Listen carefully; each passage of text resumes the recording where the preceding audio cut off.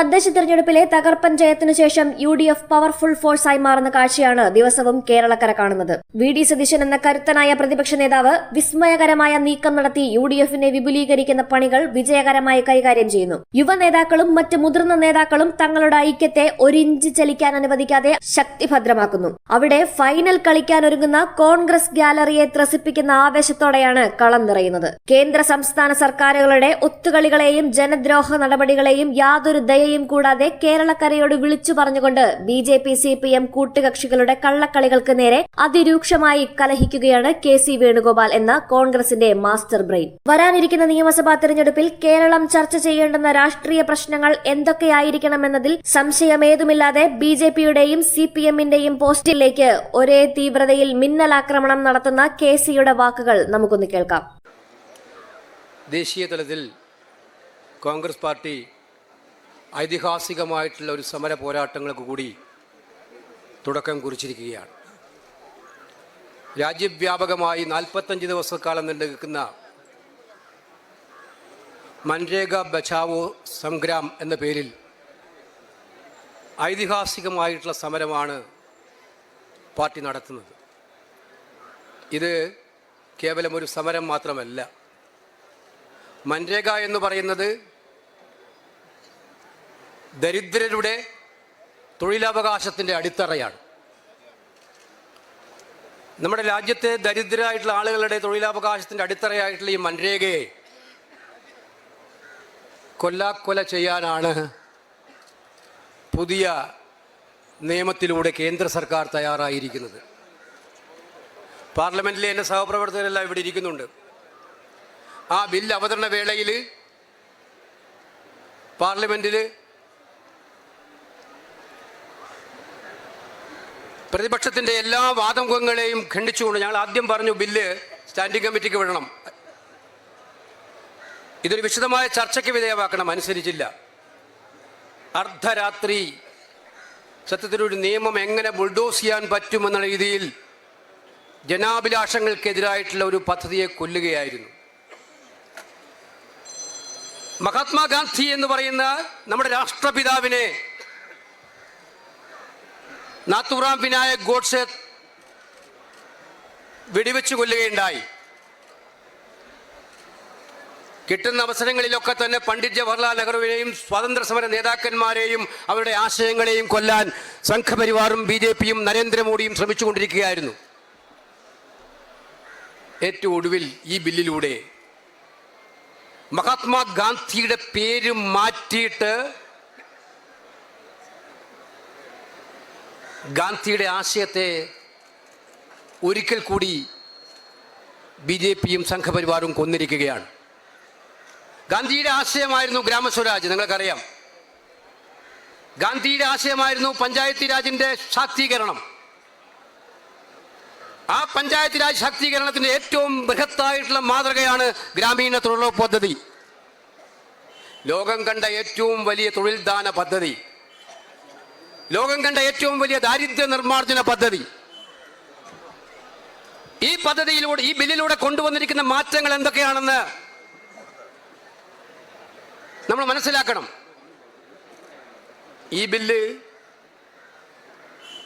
തൊഴിൽ അവകാശമാക്കിയ ബില്ലാണ്. ഇന്ത്യയിലെ ഏത് മൂലയിലുള്ള പഞ്ചായത്തിലും ഒരു പാവപ്പെട്ട തൊഴിലാളിക്ക് തൊഴിൽ ചെയ്യണം എന്ന് ആഗ്രഹമുണ്ടായാൽ, തൊഴിലെടുക്കാൻ തയ്യാറായാൽ, അവരുടെ ഡിമാൻഡ് അനുസരിച്ച് തൊഴിൽ പ്രദാനം ചെയ്യാൻ പഞ്ചായത്തിനെ ബാധ്യതയുണ്ടാക്കുന്ന റൈറ്റ് ടു എംപ്ലോയ്മെന്റ് ബില്ലായിരുന്നു അത്. തൊഴിലവകാശമാക്കിയ ബില്ല്. ഈ ക്ലോസിലൂടെ, പുതിയ ഭേദഗതിയിലൂടെ തൊഴിലവകാശം എന്നുള്ളത് സാമ്പത്തിക ബഡ്ജറ്റ് അനുസരിച്ച് സാമ്പത്തിക ബാധ്യത അനുസരിച്ചുള്ള ഒരു സാഹചര്യം ഉണ്ടാക്കുന്ന അവസ്ഥയിലേക്ക് കൊണ്ടുവന്നു. അവർ കൊട്ടിഘോഷിക്കുന്നത് 125 ദിവസമാക്കി, 100-ന് പകരം 120. ഇത് ശുദ്ധഭോഷ്കാണ്. 100 ദിവസമാക്കുന്നതിന് ഗ്യാരണ്ടി ഉണ്ടായിരുന്നു. 125 ദിവസമാക്കുന്നതിന് ഗ്യാരണ്ടി ഇല്ല എന്നുള്ളത് മാത്രമല്ല, ഈ തൊഴിൽ ഒരിക്കലും സാധ്യമാകാത്ത രീതിയിൽ ഈ നിയമത്തിൽ ഭേദഗതി ഉണ്ടാക്കിയിരിക്കുന്നു. പഴയ നിയമം അനുസരിച്ച്, UP സർക്കാരിന്റെ നിയമം അനുസരിച്ച്, മൻരേഗ നിയമം അനുസരിച്ച് വേതനത്തിന്റെ 100% കേന്ദ്ര സർക്കാരാണ് കൊടുക്കുക. ഇപ്പൊ വേതനത്തിന്റെ 60% മാത്രം, ഇപ്പൊ 60% ആക്കി. അത് ക്രമേണ കേന്ദ്ര വിഹിതം വീണ്ടും വീണ്ടും കുറക്കുമെന്നുള്ള കാര്യം സംശയം വേണ്ട. ബാക്കി 40%. കേരളം പോലുള്ള ഒരു കൊച്ചു സംസ്ഥാനത്ത് പോലും ഒരു വർഷം 2000 കോടി രൂപ സംസ്ഥാന സർക്കാർ അവരുടെ ഖജനാവിൽ നിന്ന് ചെലവാക്കിയാൽ മാത്രമേ കൂലി കൊടുക്കാൻ പറ്റൂ. ഏറ്റവും പ്രധാനപ്പെട്ട ഒരു കാര്യം, ഇത് ഫെഡറൽ വ്യവസ്ഥയ്ക്കെതിരായിട്ടുള്ള ഒരു കടന്നാക്രമണമാണ്. ഇത് പഞ്ചായത്ത് രാജ് എന്ന അധികാര വികേന്ദ്രീകരണ സമ്പ്രദായത്തിനെതിരായിട്ടുള്ള കടന്നാക്രമണമാണ്. ഇപ്പോഴത്തെ പുതിയ സ്കീം അനുസരിച്ച്, നിയമം അനുസരിച്ച് കേന്ദ്ര ഗവൺമെന്റിന് എപ്പോൾ വേണമെങ്കിലും ഒരു പഞ്ചായത്തിൽ തൊഴിലുറപ്പ് പദ്ധതി വേണമോ വേണ്ടവയോ എന്ന് ഡിക്ലെയർ ചെയ്യാനുള്ള അധികാരം, നോട്ടിഫൈ ചെയ്യാനുള്ള അധികാരമുണ്ട്.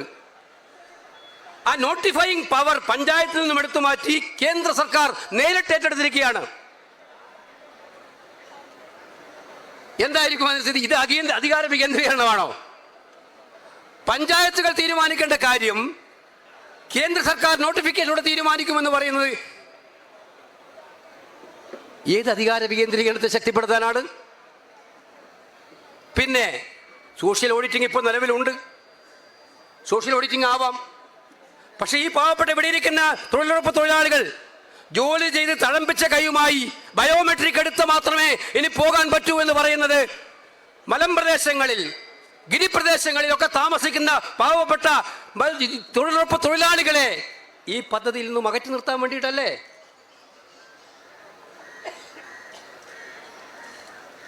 ഫലത്തിൽ എന്താണ് സംഭവിക്കാൻ വേണ്ടി പോകുന്നത്? ലോകം കണ്ട ഏറ്റവും വലിയ തൊഴിൽദാന പദ്ധതിയായിട്ടുള്ള തൊഴിലുറപ്പ് പദ്ധതി നമ്മുടെ കോവിഡ് കാലത്ത്, പ്രളയകാലത്ത്, വരൾച്ചാ കാലഘട്ടങ്ങളിൽ, മഹാമാരി വരുന്ന സമയങ്ങളിൽ നമ്മുടെ നാട്ടിലെ പാവപ്പെട്ടവനെ നിലനിർത്തിയിരുന്ന ഈ മഹത്തരമായിട്ടുള്ള തൊഴിൽദാന പദ്ധതിയെ ഇഞ്ചിഞ്ചായി കൊന്നൊടുക്കാനുള്ള RSSന്റെ ഗെയിം പ്ലാനാണിത്. മഹാത്മാഗാന്ധിയുടെ പേര് മാറ്റുന്നത് മാത്രമല്ല, ഗാന്ധിയുടെ ആശയത്തെ, രാമസ്വരാജ്യം എന്ന് പറഞ്ഞ സങ്കല്പത്തെ, ദാരിദ്ര്യത്തിനെതിരായിട്ടുള്ള പോരാട്ടത്തെ നിർവീര്യമാക്കുന്ന ഒന്നാണിത്. ഇത് പാർലമെന്റിൽ വലിയ ചർച്ചയിലാക്കി. ഞാൻ അഭിമാനത്തോടെ പറയുന്നു, ആ ചർച്ചയിൽ കേരളത്തിൽ നിന്നുള്ള UDF അംഗങ്ങൾ അഭിമാനകരമായി എല്ലാ MP-മാരും പ്രായഭേദം മറന്ന് നമ്മൾ ബെന്നിയൊക്കെ എല്ലാ സീമകളും ലംഘിച്ചുകൊണ്ട് നടുത്തളത്തിലേക്ക് ഇറങ്ങി മുദ്രാവാക്യം വിളിച്ച് ഷാഫി പറമ്പൻ ഡെസ്കിൻ്റെ മുകളിൽ കയറി, ഹൈബി ഈഡനും ഷാഫി പറമ്പനും നമ്മളെ ഡെസ്കിൻ്റെ മുകളിൽ കയറി എന്ന് പറഞ്ഞാൽ ഡീൻ കുര്യാക്കോസും ഡെസ്കിൻ്റെ മുകളിൽ കയറുന്ന അലങ്കാരത്തിന് വേണ്ടി പറയുന്നതല്ല. അത്രയേറെ ഹൃദയവേദന ഉണ്ടാകുമായിരുന്നു ആർക്കും. ആ നിയമം പാസ്സാക്കുന്ന ബില്ല് ഞങ്ങൾ അവരോട് കെഞ്ചി യാചിച്ചു, നിങ്ങളിത് പൊതുജനാഭിപ്രായത്തിന് വിടൂ, അറ്റ്ലീസ്റ്റ് സ്റ്റാൻഡിംഗ് കമ്മിറ്റിക്ക് വിടൂ, ഒരു ചർച്ചയാകട്ടെ. ജനാധിപത്യം എന്ന് പറഞ്ഞാൽ അതാണല്ലോ, പാർലമെന്ററി ഡെമോക്രസി അതാണല്ലോ, ചർച്ചയാകട്ടെ. ഇത് നാഗ്പൂരിൽ തീരുമാനിച്ച് പാസ്സാക്കാൻ തീരുമാനിച്ച ഈ കാര്യം പാസ്സാക്കിയേ അടങ്ങൂ. ഞങ്ങളോടൊക്കെ പറഞ്ഞു, ഞങ്ങൾക്ക് യാതൊരു രക്ഷയില്ല, ഇത് പാസ്സാക്കിയേ അടങ്ങൂ എന്നുള്ള തീരുമാനമാണ്. ഗാന്ധിജിയുടെ പേര് മാറ്റാനുള്ള തീരുമാനം അവർക്ക് പാസ്സാക്കിയേ അടങ്ങൂ എന്നുള്ള തീരുമാനമാണ്. പക്ഷേ ഒരു കാര്യം മാത്രമേ ഞാൻ സൂചിപ്പിക്കാൻ ആഗ്രഹിക്കുള്ളൂ, ഇത് പാസ്സാക്കിയേ അടങ്ങൂ എന്ന് തീരുമാനിക്കാൻ നിങ്ങൾക്ക് അവകാശമുണ്ട്. ഇതുപോലെ 3 കാർഷിക കരിനിയമങ്ങൾ നിങ്ങൾ പാസ്സാക്കിയിരുന്നു. രാജ്യവ്യാപകമായി കൃഷിക്കാരൻ പ്രക്ഷോഭത്തിലായിരുന്നു, കോൺഗ്രസ് പാർട്ടി പ്രക്ഷോഭത്തിലായിരുന്നു. ഞങ്ങൾ പറഞ്ഞു വന്ന് ഈ കരിനിയമം പാസ്സാക്കിയ കരിനിയമത്തിന് കൈകൊണ്ട് തന്നെ അത് പിൻവലിക്കേണ്ടിയും വരുമെന്ന് ഞങ്ങളൊന്ന് പറഞ്ഞു. അത് അക്ഷരം പ്രതി ശരിയായി. അവസാനം ഒരു കാരണവശാലും പിൻവലിക്കില്ല എന്ന് പറഞ്ഞ നമ്മുടെ പ്രധാനമന്ത്രി തന്നെ കാർഷിക കരിനിയമങ്ങൾ പിൻവലിക്കാൻ തയ്യാറായ സാഹചര്യമുണ്ടായി, നിർബന്ധിതമായ സാഹചര്യമുണ്ടാക്കി. ഇന്ത്യയിലെ മഹത്തരമായിട്ടുള്ള ജനകീയ മുന്നേറ്റം ഇവിടെ ഞാൻ വീണ്ടും ആവർത്തിക്കുകയാണ്. വരുന്ന 40 ദിവസക്കാലം കോൺഗ്രസ് മാത്രമല്ല, ഇന്ത്യയിലെ പ്രധാന പ്രതിപക്ഷ പാർട്ടികളെല്ലാം സമരമുഖത്താണ്. പാർട്ടികൾ മാത്രമല്ല, ഈ മൻരേഗ എന്ന് പറയുന്ന മഹത്തരമായിട്ടുള്ള നിയമനിർമ്മാണം ഉണ്ടാക്കിയെടുക്കാൻ അതിന് കോൺട്രിബ്യൂട്ട് ചെയ്ത ഒരുപാട് നിഷ്പക്ഷമതികളായിട്ടുള്ള ഒരുപാട് NGOകൾ ഉണ്ടായിരുന്നു. അവരെല്ലാം സമരമുഖത്താണ്. കാരണം ഇത് ദാരിദ്ര്യത്തിനെതിരായിട്ടുള്ള പോരാട്ടത്തെ തകർക്കുന്ന മോഡി സർക്കാർ നിയമമാണ്. ഇത് ദരിദ്രർക്കെതിരായിട്ടുള്ള മോഡി സർക്കാരിൻ്റെ ഏറ്റവും കനത്ത ആഘാതമാണ് എന്നുള്ളത് മനസ്സിലാക്കിക്കൊണ്ട് ഒറ്റക്കെട്ടായിട്ട് സമരം ചെയ്യുകയാണെന്നുള്ളത് സംശയം വേണ്ട. അതുകൊണ്ട് ഇന്ന് തിരുവനന്തപുരത്ത് ഈ ലോക് ഭവനിൽ മുമ്പിൽ രാത്പകൽ സമരമിരുന്നു കൊണ്ട് കേരളത്തിലെ തൊഴിലുറപ്പ് തൊഴിലാളികൾക്ക് ഐക്യദാർഢ്യം പ്രഖ്യാപിച്ചുകൊണ്ട് ഈ നിയമം പിൻവലിക്കുന്നതുവരെയുള്ള പോരാട്ടവുമായി കോൺഗ്രസ് മുന്നോട്ട് പോകും, UDF മുന്നോട്ട് പോകും എന്നുള്ള സന്ദേശം കൊടുക്കുമ്പോൾ ഞാൻ ഉറച്ചു വിശ്വസിക്കുന്നു, നമ്മൾ ഉറച്ചു വിശ്വസിക്കുന്നു, ഈ നിയമവും കാർഷിക കരിനിയമങ്ങളുടെ അതേ രീതിയിൽ പിൻവലിക്കപ്പെടേണ്ടി വരും എന്നുള്ള സാഹചര്യം ഈ നാട്ടിൽ ഉണ്ടാക്കും എന്നുള്ളതിൽ സംശയം വേണ്ട. അതിലേക്ക് നിങ്ങൾ എല്ലാവരും വരും ദിവസം, ഈ ഒരു ദിവസത്തെ സമരം കൊണ്ടല്ല, വരും ദിവസങ്ങളിൽ ഗ്രാമങ്ങളിൽ ഇതിൻ്റെ അലയൊലികൾ വരണം. വാർഡുകളിൽ ഞാൻ കേരളത്തിലെ സർക്കാരിനോട് പറയാൻ ആഗ്രഹിക്കുന്നു, ഞങ്ങൾ അഭിമാനപൂർവ്വം പറയുന്നു, ഈ ബില്ല് പാസ്സാക്കിയ ഉടൻ തന്നെ തെലങ്കാന നിയമസഭ പ്രത്യേക സമ്മേളനം വിളിച്ചുകൂട്ടി. ഈ നിയമം പിൻവലിക്കണം എന്നാവശ്യപ്പെട്ടുകൊണ്ട്, പഴയ നിയമം പുനഃസ്ഥാപിക്കണം എന്നാവശ്യപ്പെട്ടുകൊണ്ട് ഏകകണ്ഠമായി പ്രമേയം പാസാക്കി. കർണാടക നിയമസഭ ഈ അടുത്ത ആഴ്ച അടിയന്തരമായിട്ടുള്ള സമ്മേളനം ഇതിനു വേണ്ടി മാത്രം വിളിച്ചിരിക്കുകയാണ്. ഇത് വിഷയം ചർച്ച ചെയ്യാൻ വേണ്ടി മാത്രമായിട്ട്. തെലങ്കാന ഒരു കാര്യം കൂടി ചെയ്തു. തെലങ്കാനയിലെ എല്ലാ ഗ്രാമസഭകളും വിളിച്ചുകൂട്ടി, ഒരു ഡേറ്റിൽ വിളിച്ചുകൂട്ടി ഗ്രാമസഭകളിൽ പ്രമേയം പാസാക്കി ഞങ്ങൾക്ക് പഴയ ബില്ല് തിരിച്ചു നൽകണം എന്നാവശ്യപ്പെട്ടു. ഞാൻ കേരള മുഖ്യമന്ത്രിയോട് പറയാൻ ആഗ്രഹിക്കുന്നതാണ്, നിങ്ങൾ എന്തായാലും 20-ാം തീയതി സമയം കൂടുന്നുണ്ട്. ആ നിയമസഭയിൽ ആദ്യത്തെ അജണ്ടയായിട്ട് പോകേണ്ടത് ഈ പഴയ തൊഴിലുറപ്പ് പദ്ധതി, മഹാത്മാഗാന്ധി ഗ്രാമീണ തൊഴിലുറപ്പ് പദ്ധതി പുനഃസ്ഥാപിക്കാൻ വേണ്ടിയിട്ടുള്ള കോളായിരിക്കണം നിങ്ങൾ ആദ്യം കൊടുക്കേണ്ടത്. കേരളത്തിലെ ഗ്രാമസഭകൾ വിളിച്ചു കൂട്ടണം. കേരളത്തിലെ ഗ്രാമസഭ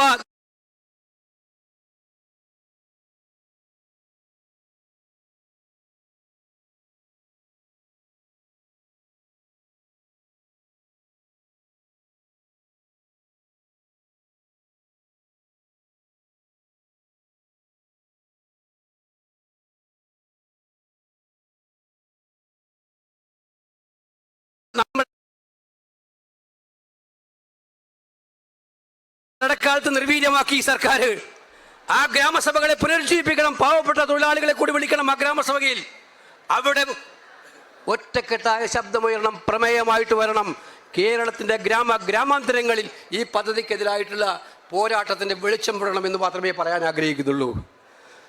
നമ്മുടെ പ്രിയപ്പെട്ട മുഖ്യമന്ത്രി ഇന്നലെ ഞങ്ങളോട് കേന്ദ്രവിരുദ്ധ പ്രശ്നം MP-മാരെ ഇന്നലെ വീണ്ടും കടന്നാക്രമിച്ചിട്ടുണ്ട്. ഞാൻ മുഖ്യമന്ത്രിയെ വെല്ലുവിളിച്ചിരുന്നു ഒരു പ്രാവശ്യം. പാർലമെൻറ്റിൽ ഞങ്ങൾ MP-മാരെല്ലാം ഇവിടെ ഇരിക്കുന്നുണ്ട്. 2014 മുതലുള്ള MP-മാരുടെ അവരുടെ ചോദ്യോത്തരം പരിശോധിക്കാം, അവരുടെ 0 ഓവർ ഇൻ്റർവെൻഷൻ പരിശോധിക്കാം, അവരുടെ 377 പരിശോധിക്കാം, ബില്ലിലെ ചർച്ച പരിശോധിക്കാം, അനൗദ്യോഗിക ബില്ലുകൾ പരിശോധിക്കാം.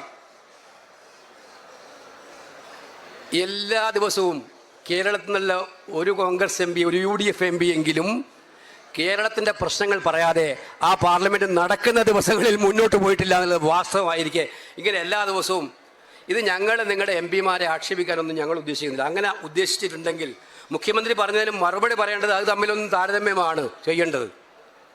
അത് പറഞ്ഞാൽ അദ്ദേഹത്തിൻ്റെ നിലവാരം ഇപ്പോൾ കുറച്ച് നാളായിട്ട് പ്രത്യേകിച്ച് പഞ്ചായത്ത് ഇലക്ഷന് ശേഷം വളരെ താഴെ പോയിരിക്കുന്നതുകൊണ്ട് ആ രീതിയിലുള്ള പ്രസംഗമായിട്ട് കണക്കിലെടുത്ത് നമ്മൾ മാറുകയാണ്. അദ്ദേഹം പറയുന്നത് കേട്ടു, ഇതില കേന്ദ്രവിരുദ്ധ സമരത്തിൽ കോൺഗ്രസും കൂടെ പ്രതിപക്ഷ നേതാവ് ഇതിൽ പറഞ്ഞു, ഞാൻ സ്വന്തം വകുപ്പിലെ മന്ത്രിമാരായിട്ടുള്ള സ്വന്തം മുന്നണിയിലെ കക്ഷിയായിട്ടുള്ള CPI-കാരൻ്റെ പോലും അറിയിക്കാതെ ഈ PMC പദ്ധതിയിൽ RSSൻ്റെ അജണ്ട വെച്ചിട്ട് ഒപ്പിട്ടിട്ട് രഹസ്യമായി ഒപ്പിട്ട് കൊടുത്ത മുഖ്യമന്ത്രിക്ക് എന്ത് ധാർമ്മിക അവകാശമുള്ളത് കേന്ദ്രത്തിനെതിരായിട്ട് പോരാടാൻ? പിന്നെ നിങ്ങൾക്ക് ഇപ്പോഴും ധൈര്യം ഉണ്ടെങ്കിൽ, ആ ധൈര്യം ഉണ്ടെങ്കിൽ ഞങ്ങൾ ഇരിക്കുന്ന പോലെ ഇവിടെ അല്ലായിരുന്നോ ഇന്നലെ വന്നിരിക്കേണ്ടത്? ഇതിനകത്തിരിക്കുന്ന കേന്ദ്ര സർക്കാരിൻ്റെ പ്രതിനിധിയോട് കേൾപ്പിക്കാനായിരുന്നില്ലേ നിങ്ങളുടെ സമരം വേണ്ടിയിരുന്നത്? രക്തസാക്ഷി മണ്ഡപത്തിൽ നമ്മളെല്ലാം ബഹുമാനിക്കുന്ന സ്ഥലമാണ്.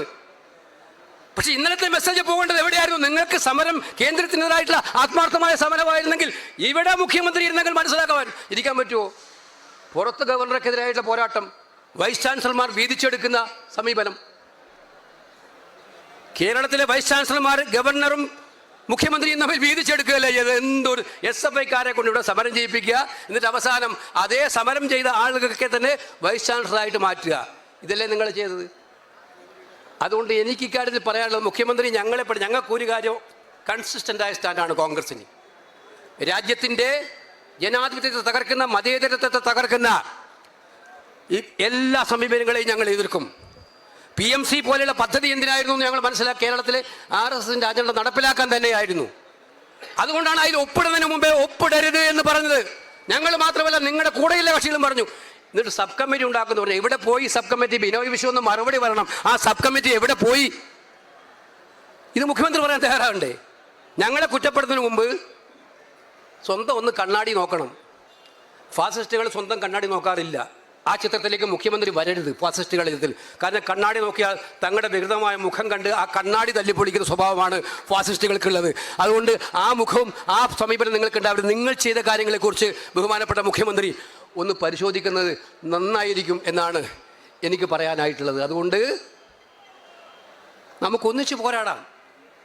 ഈ തൊഴിൽദാന പദ്ധതി നമുക്ക് ഉണ്ടായേ പറ്റൂ. സോണിയാഗാന്ധിയും ഡോക്ടർ മൻമോഹൻ സിംഗും ഈ നാടിന് കൊടുത്ത ഏറ്റവും മഹത്തരമായ തൊഴിൽദാന പദ്ധതിയാണിത്. അവരുടെ മഹത്വം വർദ്ധിപ്പിക്കുന്നത് അവിടെയാണ്. പാവപ്പെട്ട തൊഴിലാളികൾക്ക്, ജീവിക്കാൻ അവകാശമുള്ള തൊഴിലാളികൾക്ക് ജീവിക്കാനുള്ള സാഹചര്യം ഒരുക്കുന്ന പദ്ധതിയാണ് ഈ പദ്ധതി. ആ പദ്ധതി നടപ്പിലാക്കാനുള്ള നടപടിയുമായി നമ്മൾ മുന്നോട്ട് പോകും. അത് തിരിച്ചെടുക്കാനുള്ള നടപടിയുമായി മുന്നോട്ട് പോകും. അതിൻ്റെ ഈ ഐതിഹാസിക സമരത്തിന് നേതൃത്വം കൊടുത്തവർക്ക് എല്ലാവർക്കും അഭിവാദ്യങ്ങൾ അർപ്പിച്ചുകൊണ്ട് ഈ ഐതിഹാസികമായ സമരം ഔപചാരികമായിട്ട് ഉദ്ഘാടനം ചെയ്യുന്നു. നമസ്കാരം. ജയ് ഹിന്ദ്.